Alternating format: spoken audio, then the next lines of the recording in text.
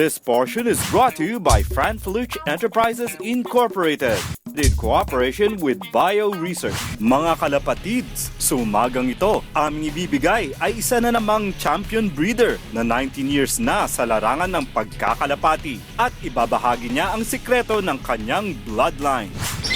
Nag-umpisa ako ng mag-alaga ng kalapati nasa 150 pairs hanggang sa nagsala ako ng mga lahi na kailangan ko up to now. 1996 pa ako nangangalaga ng kalapate. Ang bloodline na hawak ko ay Vandenbroek, Dr. Ide, Hooven line na imported. The rest is karamihan mga ibon na ni Victor Lim. Maraming panalo na binigay sa akin, which is I'm very proud. Since 1997, nung binili ko yung mga ibon na yun, na-acquire ko sa ibang tao, up to now, gumagawa pa rin sila ng maganda, nag-overall pa rin.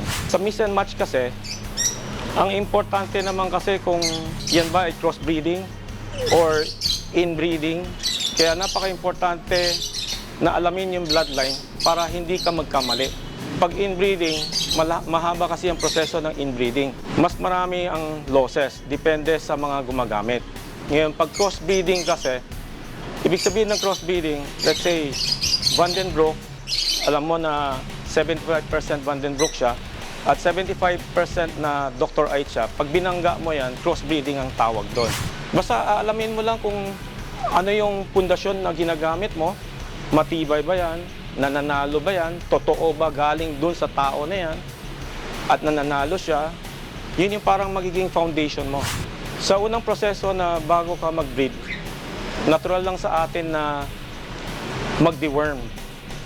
Ang ginagamit ko sa deworming, tape terminator.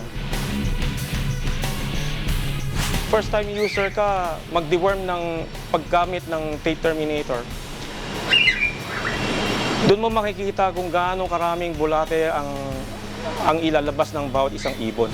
Sa panlaban naman, ang ginagamit ko naman ay B12 tsaka B-pollen ng LDI. Ang B12, pwede mong gamitin yan before the race or 2 days or 3 days before the race para magkalmado yung nervous system niya. Ngayon, yung B-pollen naman, para bigyan lang ng resistensya pagka sa mahabang liparan. Ang tips ko lang sa mga nag-uumpisa, mga lapate, ang pinaka-importante kasi is kanino mo binili.